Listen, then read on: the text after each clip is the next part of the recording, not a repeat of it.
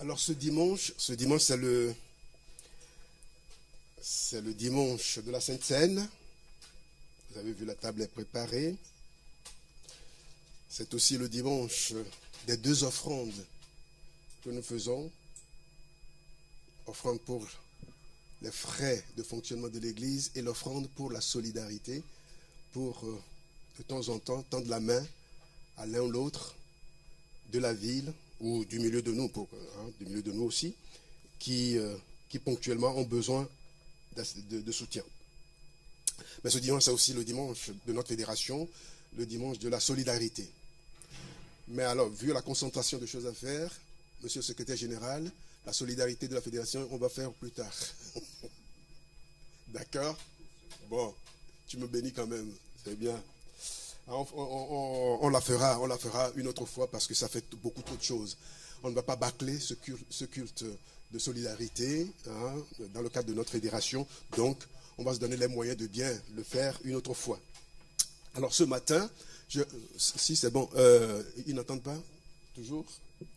Alors, la technique, ce matin, on a du mal, mais ça va aller. Alors, de l'autre côté, vous m'entendez? Merci. Bientôt, on fera plus ça, on sera dans le grand temple, tout le monde sera rassemblé. Et elle sera améliorée, la technique sera améliorée. Je sais que ça va être amélioré.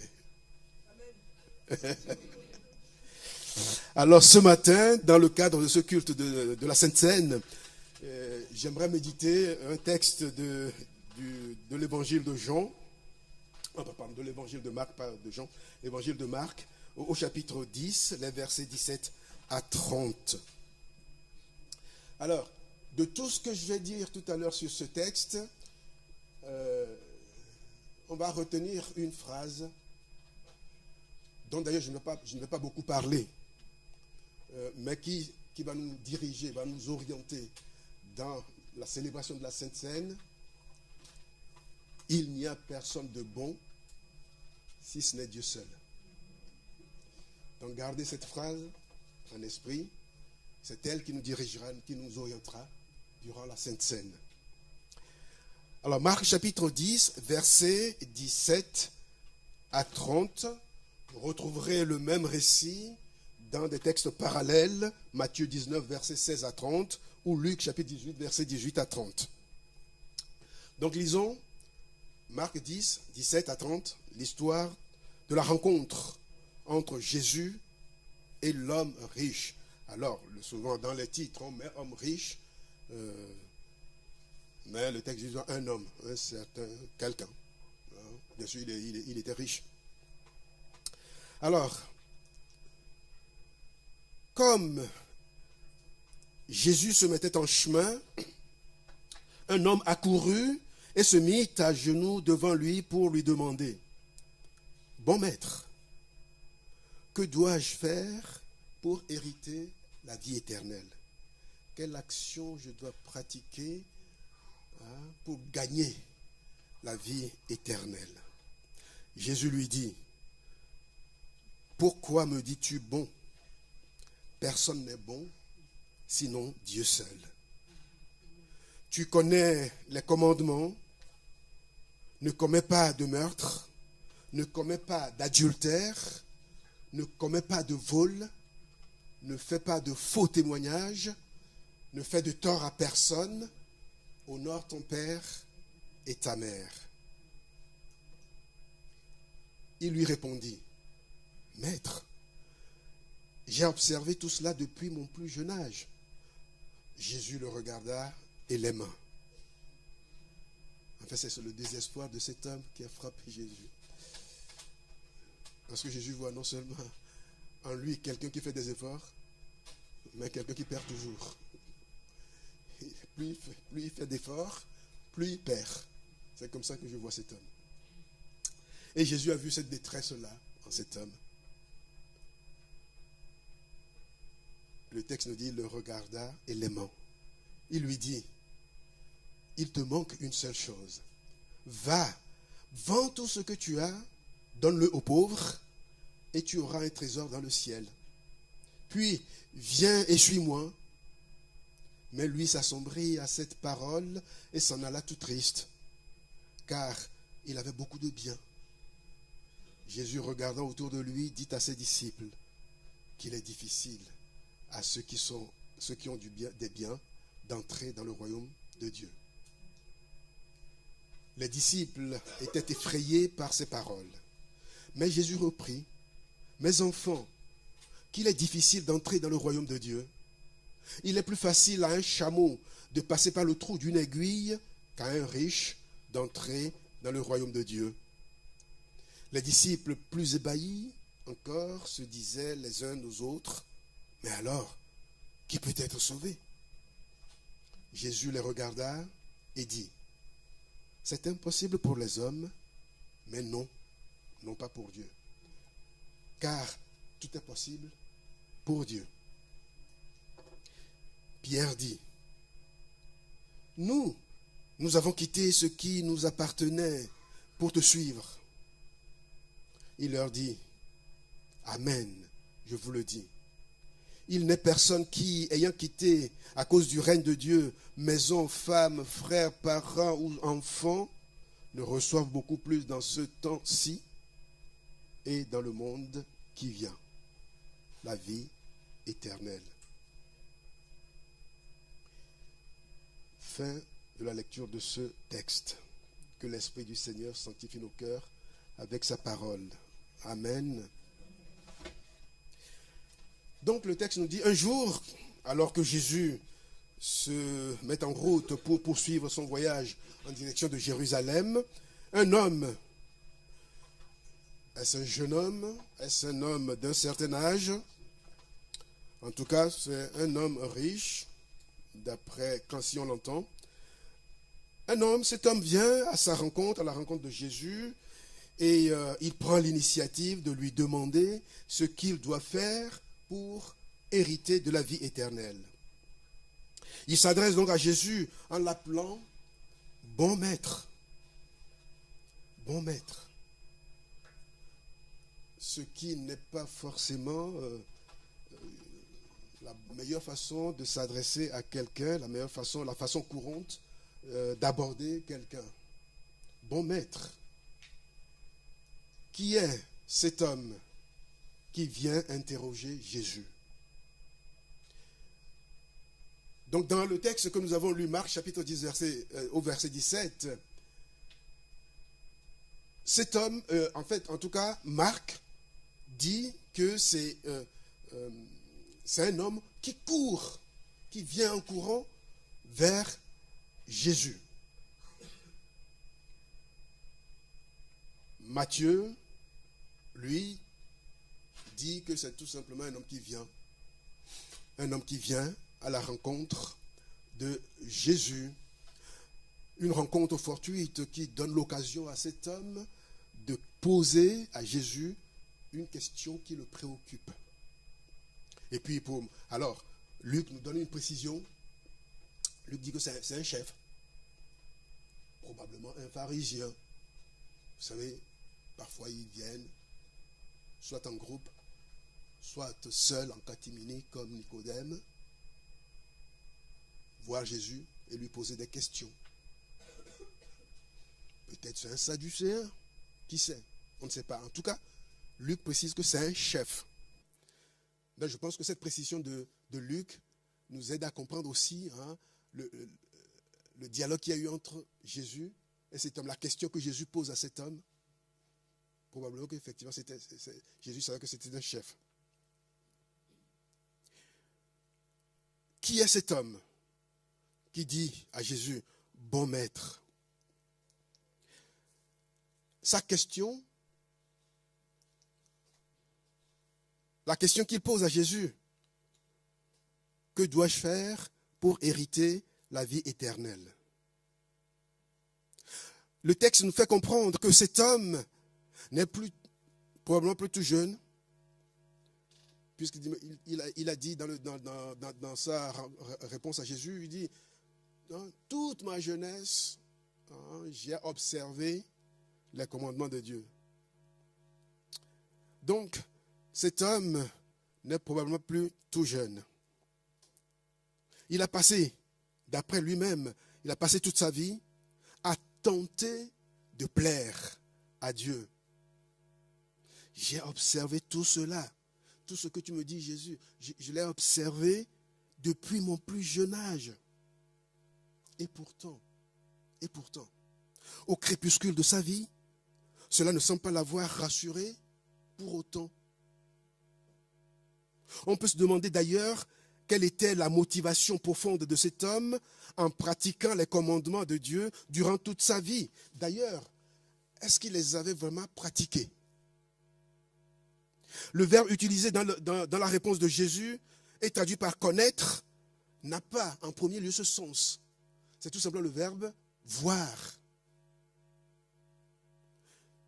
Tu vois les commandements.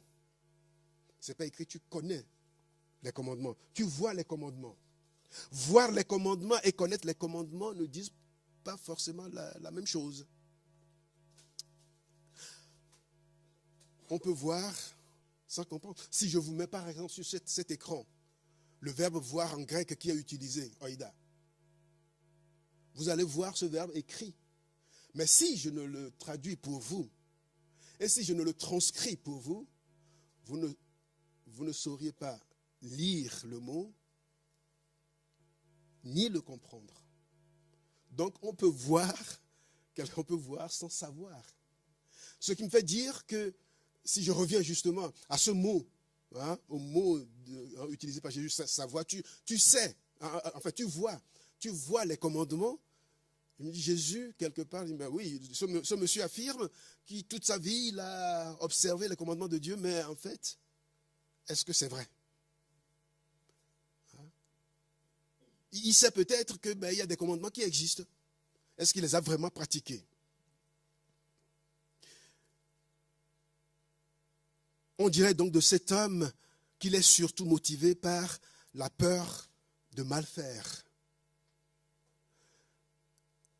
Il a surtout la peur de ne pas mériter sa place, de ne pas pouvoir gagner sa place dans le royaume. Ou comme s'il a peur de risquer une punition de Dieu, celle de ne pas pouvoir goûter à la vie éternelle.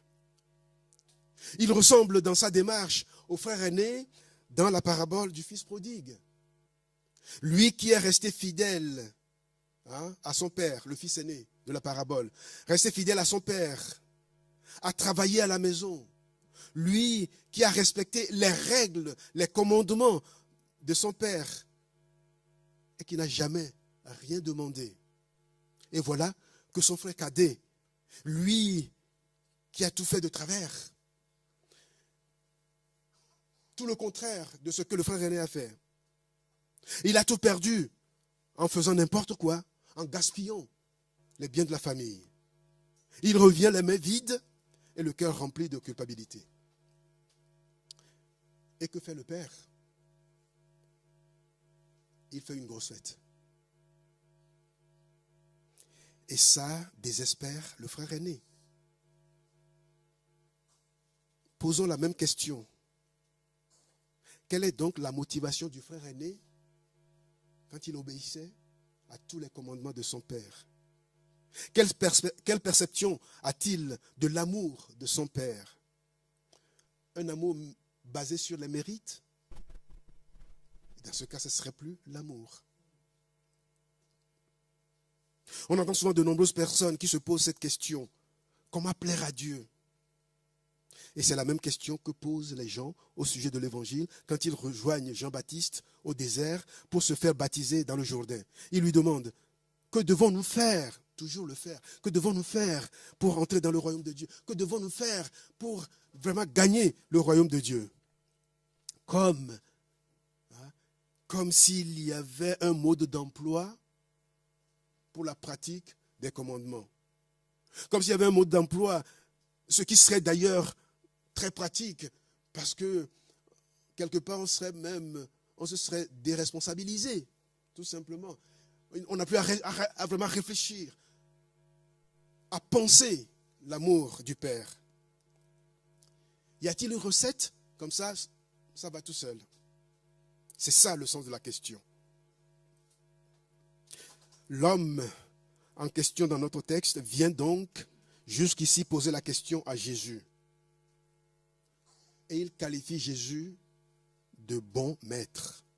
Autrement dit, c'est qu'il reconnaît en Jésus la bonté et l'autorité de sa parole. Quand je méditais le texte, d'abord j'ai pensé que c'était un flatteur qui venait flatter Jésus. Mais au fur et à mesure de la méditation, je me suis dit non. Il a appelé Jésus bon maître parce que il sait quand Jésus, il sait que Jésus est certainement quelqu'un de différent, quelqu'un d'exceptionnel, voire un homme venu de Dieu. Il reconnaît donc, à mon avis, il reconnaît donc en Jésus la bonté et l'autorité de la parole, de sa parole. Lui, Jésus, doit savoir, et c'est là où aussi ce qu'il sait de Jésus, dans cela même, il passe aussi à côté. Puis dans sa question, c'est comme s'il disait, lui, Jésus, en tout cas, lui, il doit savoir comment faire pour plaire à Dieu, comment faire pour gagner le royaume. Lui pourra me guider et me rassurer.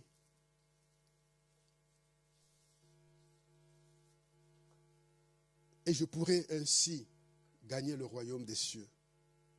Mais la réponse de Jésus. Jésus lui répond en l'interrogeant sur la raison de l'utilisation du mot « bon ». Et en faisant remarquer que personne n'est bon si ce n'est Dieu seul. Verset 18. Jésus ne nie pas qu'il est bon. Il veut en fait inciter l'homme à saisir l'implication logique et l'emploi de l'adjectif « bon » pour le qualifier, c'est-à-dire pour qu'il voie cet homme que lui, Jésus, est effectivement Dieu, que ce qu'il dit. Hein? Bon maître, qui comprennent que ce bon maître, c'est lui, Jésus. Donc il veut pousser cet homme à cela. C'est pourquoi il dit à l'homme, personne n'est bon. Tu dis que je suis bon, et pourtant personne n'est bon, si ce n'est Dieu seul. Alors du coup, ne confesses-tu pas par là que je suis Dieu? Si on explique la pensée de Jésus.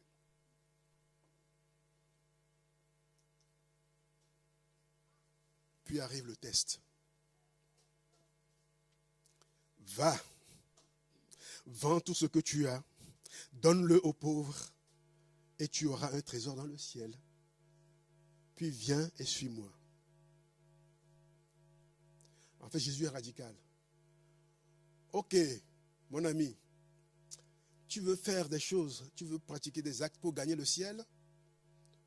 Ok, vas-y jusqu'au bout. Vends tout ce que tu as, donne l'argent aux pauvres, viens et suis-moi, et tu gagneras ton ciel. Alors Jésus le pousse à bout. Jésus le pousse à bout. Cet homme est-il prêt à se séparer de ses biens terrestres et à suivre le Maître? Aime-t-il davantage ses possessions matérielles que Dieu? En tout cas, il échoue au test. Et il s'en va, tout triste. Versets 21 et 22. Alors, à l'époque, il existe une croyance populaire selon laquelle les riches ont plus de chances d'entrer dans le royaume de Dieu. C'était une pensée populaire qui existait à l'époque. Pourquoi? Parce que les riches ont suffisamment de moyens pour faire des aumônes, pratiquer de bons actes, pour se faire accueillir par Dieu, pour pouvoir entrer au ciel. Jésus, par sa réponse à cet homme, remet cette croyance en question quand il déclare « Il est difficile à ceux qui ont des biens d'entrer dans le royaume de Dieu ». En fait, pour Jésus, les richesses sont en fait une pierre d'achoppement ou un obstacle au salut. C'est ce qu'il dit, c'est ce qu'il explique au verset 23 à 25. Il est difficile pour eux. Donc les richesses pour nous, les humains, les richesses peuvent constituer vraiment une pierre d'achoppement et un blocage, un obstacle au salut. Alors les disciples, sur ces paroles de Jésus, ont été stupéfaits et se sont écriés que, alors, si même les riches ne peuvent pas y aller, selon la pensée populaire, les riches y entreront plus facilement parce qu'ils ont de l'argent pour faire des aumônes. Alors, si eux ne peuvent pas y aller, qui pourra aller au ciel alors?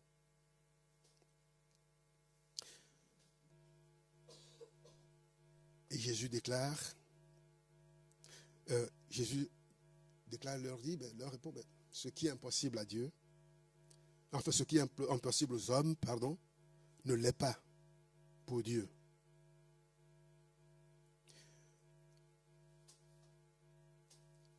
À cet instant, Pierre prend la parole en faisant observer que lui-même et les autres disciples ont accompli ce que le jeune homme riche a refusé de faire. Même dans la pensée des disciples, il y a toujours cette croyance populaire que c'est en faisant des choses qu'on peut gagner le ciel. Et du coup, comme le monsieur qui est venu à Jésus prouve que lui, il est incapable de faire ça, les disciples, eux, disent, mais Seigneur, nous on l'a fait. Nous on l'a fait. Alors, qu'est-ce qu'on gagne? Vous voyez, donc, dans leur tête, ils ont aussi cette pensée-là. Comme quoi, c'est difficile même pour l'évangile de laver les mauvaises choses que nous emmagasinons en nous. Quelle sera, et c'est là le sens vrai de leur question, quelle sera notre récompense, nous qui avons réussi ce que ce monsieur n'a pas pu réussir? Quelle sera notre récompense? Et en réponse, Jésus reconnut que l'appel à devenir disciple est radical et qu'il implique parfois de devoir quitter sa maison, ses frères, ses sœurs, sa mère, son père, ses enfants, son champ, tout. Oui, l'appel au salut peut être radical. Rien de ce qui peut empêcher de suivre Jésus ne doit avoir trop de valeur pour qu'on ne puisse y renoncer. Si les richesses peuvent être une pierre d'achoppement, eh bien, la pensée de Dieu pour nous, c'est que rien ne doit, ni les richesses, ni d'ailleurs nos vies, nos considérations, nos choix, nos désirs, tout cela ne doit nous bloquer dans notre service de Dieu. Tout cela ne doit pas être tel qu'on se dit bien on est incapable de le sacrifier pour Jésus-Christ. Ça, c'était cette foi-là qui a animé les anciens chrétiens, les premiers chrétiens. C'est cette foi-là qui les a animés. Et c'est pour cela que, grâce à eux, l'évangile a traversé les millénaires jusqu'à nous. Parce que ces premiers chrétiens, effectivement, acceptaient de tout sacrifier, jusqu'à leur vie. Vous connaissez l'histoire. Je ne vais même pas dire l'histoire de l'Église. Allez dans l'histoire romaine. Vous lirez comment ces chrétiens, à cause de leur ténacité, ils ont été massacrés. Ils ont accepté de tout perdre jusqu'à perdre leur vie. Et par cela, ils nous laissent ce témoignage que rien dans nos vies, ni nos biens, nos richesses, ni nos choix, nos décisions, rien ne doit être de nature à nous bloquer par rapport au salut, par rapport à notre service à Dieu. Et c'est ce que Jésus explique aux disciples dans les versets 29 à 30. Alors Jésus conclut par un avertissement solennel lancé à ceux qui seraient présomptueux, à ceux qui compteraient, par exemple, sur leurs propres efforts ou sur leurs biens matériels, comme c'est la pensée de l'époque. Il est possible que ces gens aient l'air d'être les premiers du point de vue humain. Mais ce n'est qu'une impression. Dieu accorde de la valeur à ceux qui sont les derniers. Et donc, ce que nous sommes, ce que nous possédons, n'entre pas en jeu dans cette affaire. C'est Dieu seul qui décide. Il est capable de sauver les riches comme les pauvres. Parce que les uns et les autres n'ont rien à faire pour cela. La seule chose à faire, c'est d'avoir le courage de dire, mais Jésus, par ta vie, ton ministère, tu as révélé la nature vraie qui est la mienne, la nature de pécheur. Eh bien, j'accepte. J'accepte ce verdict de ta mission. Je l'accepte. Alors, viens à ma rencontre. Viens, prends-moi et lave-moi, purifie-moi. Avoir le courage de dire, oui Jésus, je le reconnais, je ne suis pas bon. Je ne suis pas bon. Je n'ai pas de bonté qui soit si suffisante qu'elle puisse me faire m'amener à obtenir la miséricorde de Dieu.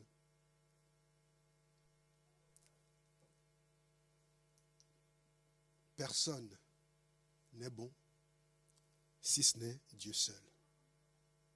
Je vous invite maintenant à la Sainte Seine.